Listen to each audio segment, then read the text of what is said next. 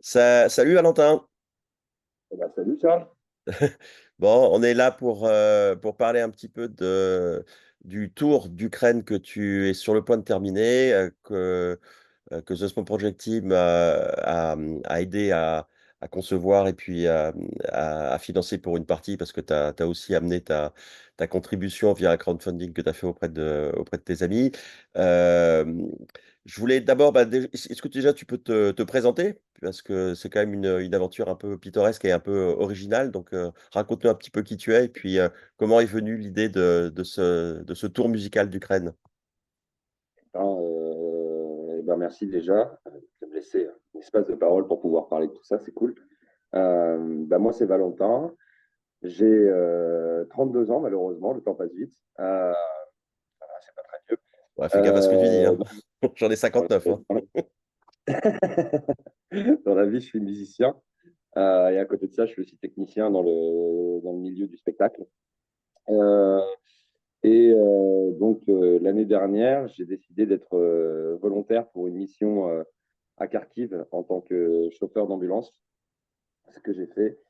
Et, euh, j'ai rencontré des amis sur place, Marie et Sergueï. Euh, Ce sont eux qui m'ont donné l'idée, en fait. C'est eux qui m'ont dit reviens à Kharkiv et viens faire de la musique parce que j'étais venu la première fois, j'avais emmené ma guitare quand même avec moi. J'ai toujours une guitare, jamais très loin. Et ils m'ont dit mais reviens faire de la musique à Kharkiv, il se passe rien, il y a pas de musique dans beaucoup d'endroits en Ukraine. Et j'étais là, je fais, vous êtes sérieux quoi. Enfin, c'est quoi cette histoire? Et quand je suis rentré en France, une semaine après, je les ai appelés en me disant est-ce que vous étiez sérieux dans votre idée?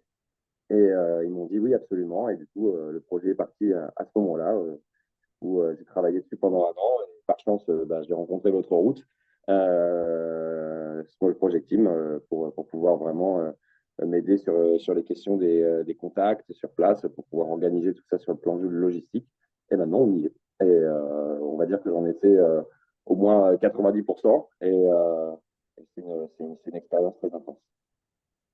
Et alors, quelles ont été les difficultés pour toi dans l'organisation du tour au début, avant le départ, pour organiser? Comment est-ce que tu as fait pour contacter les différentes personnes et quelles ont été les réactions des gens quand tu leur parlais de ce projet? Ce qu'il faut savoir, hein, c'est qu'en Ukraine, il n'y a rien de prévisible, malheureusement. C'est-à-dire que les gens vivent ici généralement le jour pour le jour, disant qu'il n'y a peut-être pas de lendemain. Donc, quand il s'agit d'organiser quelque chose et de planifier sur le long terme, on se retrouve tout de suite face à beaucoup de refus ou beaucoup d'inquiétudes, beaucoup de gens qui vont dire oh, ben, c'est pas possible, tout simplement, c'est pas possible, contacte-nous une semaine avant, ce qui est très compliqué du coup pour organiser une tournée qui a une logistique un peu particulière parce qu'on se déplace souvent de ville en ville, ça demande un peu de préparation pour tout ce qui va être l'organisation du concert en lui-même, le matériel qu'il faut sur place, tout ça. Donc ça a été vraiment un aspect qui a été très très compliqué sur le plan de la tournée. Heureusement, j'ai pu compter sur vous comme sur d'autres personnes qui m'ont mis en relation avec des personnes sur place parce que j'avais aucun contact, ou presque, dans ce milieu-là, pour pouvoir aller donner des concerts, que ce soit pour des associations ou pour des bars ou d'autres types de structures. Donc heureusement, j'ai pu compter sur quelque chose qui est vraiment fort ici, c'est la solidarité. Euh, Ça m'a permis petit à petit d'y voir un peu plus clair et ça a surtout été dans les derniers moments où on a pu avoir, comment dire, pas un tableau d'ensemble, mais au moins certains éléments de piste. Et comment dire, ça a été beaucoup à la spontanéité, je dois dire. C'est-à-dire que j'arrivais dans une ville et j'allais me présenter comme ça en disant salut, je suis Valentin, je fais de la musique, est-ce qu'un concert, ça vous dit?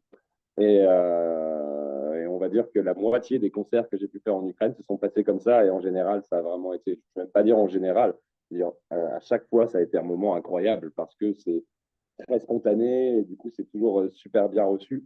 Euh, Ce qui n'est pas possible, par exemple, en France. Mais alors ici, c'est quelque chose qui est terriblement bienvenu et à chaque fois, on arrive à se débrouiller avec des systèmes D et on a pu faire comme ça une dizaine, plus d'une dizaine de concerts ici dans des villes différentes, organisés au dernier moment et ça a été génial. Donc je dirais que oui, grosso modo, ça a été un mélange d'organisation et de bordel nécessaire. Mais Mhm. je crois que c'est un peu ça aussi, de se retrouver dans un pays en guerre, quelque part. Ouais. Et alors, quelles sont les villes que tu as visitées? Quel est le tour que tu as fait? J'ai fait Lviv. Après Lviv, je suis allé à Kiev. Kyiv. Bon, j'ai appris à mieux le prononcer maintenant. Kyiv. Euh, je suis allé ensuite à Tcherkassy. Je suis allé à Kharkiv. Je suis allé ensuite, après Kharkiv, si je ne dis pas de bêtises, j'étais à Mykolaiv. J'étais à Kherson, puis Odessa, et actuellement, je suis de retour à Kyiv, où je vais redonner un concert. Puis je repars à Lviv, où je vais retourner pour jouer pour Unbroken, donc l'association qui s'occupe des civils et soldats qui ont été touchés par la guerre, et notamment les amputés. Donc je vais refaire un concert en partenariat avec cette association à mon retour à Lviv. Puis ensuite, ce sera le retour en France et c'est part pour de nouvelles aventures. On prépare la suite. Tu as donné le nom d'un certain nombre de villes qui sont souvent dans l'actualité euh, parce qu'elles sont régulièrement la cible de frappes russes. Euh, Comment est-ce que tu as géré le risque? Est-ce que tu as eu peur et comment est-ce que tu as géré cette dimension avant ton départ et puis sur le terrain quand tu y es arrivé? Il faut dire que, comment dire, l'année dernière, quand j'étais chauffeur d'ambulance, j'ai été, comment dire, soumis à des situations assez, on va dire, tendues, voire dangereuses, de bombardements ou de drones. Et j'ai réalisé un peu avant mon départ que j'avais le traumatisme de ça. Donc, c'était quelque chose sur lesquels euh, j'étais, comment dire, peut-être inquiet. J'avais peur justement de retourner là-bas parce que la guerre, ça fait peur. Et je pense que on peut demander à n'importe quel Ukrainien ou Ukrainienne, tout le monde a peur et c'est normal. Enfin, il faudrait être fou pour pas avoir peur de ça. Donc, je crois qu'il y a quelque chose qui est, euh, comment dire, qui est plus important que la guerre en elle-même. Et les bombardements, c'est qu'est-ce qu'on essaye de faire jour après jour. Je crois que quand on se raccroche à ça et que quand on fait des choses qui font sens, c'est là où cette question de la peur, en fait, devient, je vais pas dire presque obsolète, mais on peut très bien se dire que ça peut être notre dernier jour sur Terre. Et ici, ça prend vraiment sens. Et on le sent, hein, c'est une tension permanente de regarder le ciel et de se dire ah, où est-ce que le prochain missile balistique va arriver la nuit tombée, de voir qu'il n'y a pas que des étoiles dans le ciel. Ça crée toujours une espèce de sorte de tension permanente dans le corps et dans l'esprit qui est là et à laquelle on s'habitue finalement. Mais justement, le fait de faire des choses qui font sens, se retrouver ici, peut appeler quand même vraiment un énorme bout de notre histoire moderne, euh, et d'essayer de construire quelque chose de beau à travers tout ça. Et beaucoup de gens le font. Et je crois que ça passe au-dessus de la peur de mourir, je crois. Donc, j'ai managé un peu tout ça pendant mon séjour et je suis allé dans des endroits comme Kherson où on est à 3 kilomètres des positions russes. Autant dire que c'est très très dangereux, que ça bombarde tout le temps, tout le temps, tout le temps, tout le temps, tout le temps. Il n'y a pas un moment de pause dans cette ville qui a été vraiment sévèrement touchée. On est à un niveau de destruction d'à peu près 80%. Et j'ai pu en faire le tour et approcher des positions russes. Autant vous dire que c'est un danger inimaginable de se retrouver dans ce genre d'endroit. Et je crois que j'ai réussi à ne plus avoir peur. J'ai réussi à passer au-dessus. Et je trouve que c'est plutôt bien. Voilà. Je ne sais pas si ça répond complètement à la question. Euh, Non, oui, ça répond totalement à la question. Moi, je me souviens de nos discussions avant ton départ et je me souviens euh, de ton niveau de stress qui avait monté, mais c'était au moment de partir, en fait. Et à chaque fois que je te parlais, quand tu étais sur le terrain, je sentais que ce stress s'était transformé en de l'adrénaline et en quelque chose de positif et en des vibrations positives pour justement donner tout ce que tu avais à donner sur place et que la peur que j'avais pu noter avant ton départ, une forme d'appréhension, enfin, en fait, elle avait disparu quand tu étais arrivé dans les différentes villes.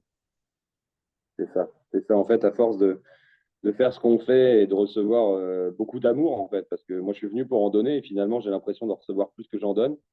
Euh, on se retrouve envahi un peu par tout ça et Et ça, comment dire, ça met beaucoup de couleurs de l'arc-en-ciel sur le noir, quoi. Je crois que je peux dire comme ça. Et alors, qu'est-ce que tu peux nous dire de justement de toutes ces émotions, de toutes les rencontres que tu as faites? Quels étaient les moments, que tu retiendras toute ta vie et qui ont vraiment marqué ce voyage? J'imagine qu'il y en a eu plein et que c'est difficile de les hiérarchiser, mais est-ce qu'il y en a quelques-uns, quelques images est-ce qu'il y a quelques images qui sont vraiment gravées là profondément?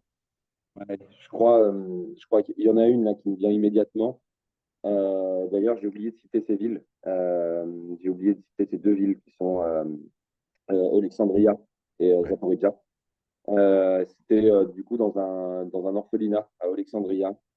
Je venais pour donner un concert pour des enfants. Euh, il faut savoir que la plupart des enfants ne peuvent même pas être adoptés. C'est-à-dire qu'ils n'ont pas le droit d'être adoptés à cause d'une situation administrative et ils sont orphelins et non adoptables. C'est en temps de guerre en plus, plus le Covid qu'ils ont traversé avant, la jeunesse. Je ne veux même pas dire que c'est du courage qu'ils ont, c'est un mot faible. Et je suis admiratif de ces enfants qui arrivent encore à sourire. Et du coup, j'allais donner un concert là-bas, dans cet orphelinat. Et finalement, j'ai presque pas joué parce qu'il y avait un piano et beaucoup de musiciens et de musiciennes dedans, de jeunes artistes, et qui jouaient merveilleusement bien. Et je me souviens de ce petit gamin qui devait avoir 8 ans. Et il s'est mis à jouer un morceau au piano. Et il jouait mais si bien. Et je connaissais son histoire. On me l'avait raconté, son histoire personnelle. Et j'étais ému comme jamais. Et après, il m'a regardé, il m'a fait un grand sourire, hein, top là. Je crois que ouais, ça m'a bouleversé ce moment-là. J'imagine qu'il y en a eu d'autres, j'ai envie de te demander comment est-ce que tu appréhendes le retour en France après cette espèce de parenthèse et de bulle d'amour, comme tu l'as décrit, que tu as donné, que tu as reçu? Heu, J'imagine que tu avais déjà ressenti, ce sentiment de retour après ta période, au moment où tu avais, convoyé cette ambulance. Comment est-ce que tu ressens les choses? Comment tu les anticipes? Je sais qu'il va forcément y avoir encore une fois une cassure, hein, parce que entre la vie ici et les préoccupations d'ici et les préoccupations qu'on peut avoir en France ou dans d'autres endroits en Europe, mais bon, dans mon cas précis en France, on se retrouve un peu isolé dans sa tête et avoir les préoccupations des gens qui ont l'air des fois si insignifiantes comparé à ce que les gens vivent ici au quotidien. Euh, je sais que comment dire, que ça va forcément être d'une part difficile, mais en même temps, j'ai réalisé quelque chose, c'est que l'Ukraine se bat et nous, on les aide à se battre pour qu'ils puissent justement être dans la même situation. Donc, je réalise en fait qu'il faut savoir profiter de ce qu'on a. Donc, je vais essayer, je crois, de profiter au maximum là-bas des gens que j'aime, de ma famille, de mes amis et des bons moments.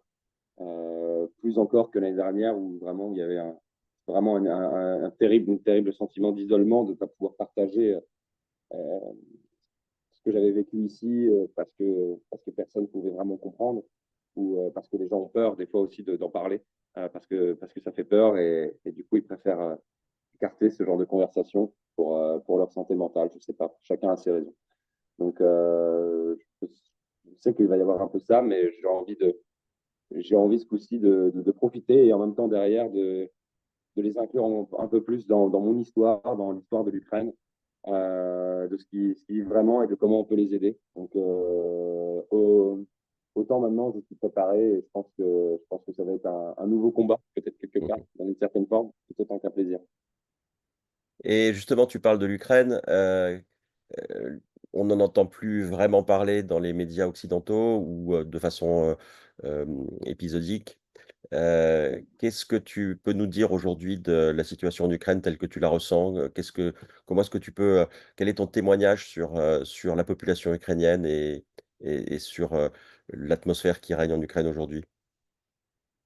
Euh, je crois que l'Ukraine est dans un moment vraiment difficile, dans le sens où il y a une lassitude terrible. La guerre est là depuis presque 3 ans maintenant. Il y a une lassitude terrible. Il y a beaucoup beaucoup de tristesse, beaucoup de rage, euh, de sentiments d'abandon aussi. Il y a un fort sentiment d'abandon chez les gens. Euh, L'impression, oui, que on n'en parle plus et en même temps, ils comprennent parce que pour beaucoup, ils ne s'étaient jamais intéressés à un conflit avant que le conflit existe sur leur sol. Donc, en même temps, il y a une énorme part de compréhension on comprend pourquoi les gens essayent de. Et ils ne s'y intéressent pas forcément, ou moins. Et en même temps ils aimeraient pouvoir leur dire venez nous aider, mais bon, je crois que l'Ukraine résiste. L'Ukraine résiste et elle continuera de résister parce que ça fait partie de son ADN dans tous les points, au détriment d'une santé mentale aujourd'hui fragile dans toutes les strates de la population. Mais c'est un peuple qui a énormément d'amour à donner, qui en donne énormément. Moi, j'ai jamais eu autant de discussions à cœur ouvert avec des gens qu'avec ce peuple. Ils sont d'une bienveillance terrible, malgré des fois des apparences qui peuvent être un petit peu trompeuses. On a l'impression qu'ils pourraient être un peu froids ou froides, alors que pas du tout. C'est les gens les plus chaleureux que j'ai jamais connus. J'ai été accueilli à chaque fois dans n'importe quelle situation, comme si je faisais partie du groupe d'amis ou de la famille. Euh, et la seule chose qu'ils souhaitent, c'est la paix, et ils se battent pour ça. Et je pense sincèrement qu'il faut les aider sur tous les plans, pas que sur le plan euh, on va dire, stratégique militaire, mais aussi sur le plan social. Il faut venir les aider, leur donner du courage, du sourire, et ça passe par absolument tout. Donc, j'incite vraiment tout le monde à apporter son aide. Chaque petit geste compte. Moi, j'ai réussi à faire ça en musique. Euh, je suis parti de rien et j'ai réussi à faire tout tourner en Ukraine. Alors, ça veut dire qu'il n'y a absolument rien d'impossible. Alors, j'invite tout le monde à participer à sa hauteur. Oui, si je peux ajouter quelque chose, c'est que symboliquement, le fait que des étrangers viennent les aider, viennent, enfin, continuent à s'intéresser à ce qui se passe chez eux, même s'ils apportent un bout de pain ou un cahier d'écriture, c'est fondamental pour eux. Ils ont besoin de Ouais, sentir qu'on ne les oublie pas, qu'ils ne sont pas abandonnés. Et au-delà de ce qu'on apporte, le simple fait qu'on soit là est extrêmement important pour eux. Heu, j'ai une dernière question sur la suite. Donc tu vas rentrer en France d'ici quelques jours. Qu'est-ce qui se passe après? Est-ce que tu prévois autre chose? Tu prévois de retourner en Ukraine? Comment est-ce que tu comptes poursuivre ton engagement? euh, forcément, maintenant, j'ai l'Ukraine dans le corps, dans la tête, je l'ai même ancré Et sur ma peau. ouais, c'est Je ne vais ça. pas vous oublier. Ah, ce serait un petit peu, voilà, pas très pudique. Euh, je crois que je sais pourquoi je suis ici. Je sais exactement pourquoi je suis là. Je sais que ce que j'apporte fait vraiment sens ici. Euh, et ça, ce sont pas mes mots, c'est tous les retours d'expérience, toutes les embrassades, les câlins que j'ai eu de gens qui m'ont remercié sous différentes formes. Et je rejoins absolument ce que tu dis sur le fait que même un simple sourire ou un clin d'œil, tant qu'on est là pour apporter du sourire, c'est ultra précieux pour ces gens. Et du coup, j'ai envie de porter le projet de la musique en Ukraine plus haut, vraiment plus haut, pour pouvoir vraiment pouvoir aider encore plus et faire encore plus de choses. Donc, je suis en train de travailler sur un projet de co-tour européen, c'est-à-dire venir les faire jouer dans toute l'Europe et de jouer aussi avec eux pour récolter des fonds dans toute l'Europe pour l'Ukraine.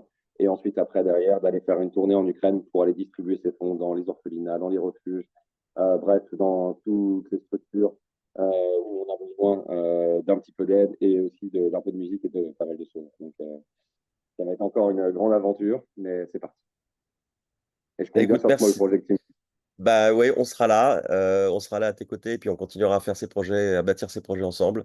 En tout cas, c'était super de pouvoir te parler de Kiev. Et puis, le grand plaisir sera de se rencontrer en vrai, je pense peut-être au mois de septembre oui, en j'espère. France. Et puis, en Ouais, tout cas, bravo pour ton tour.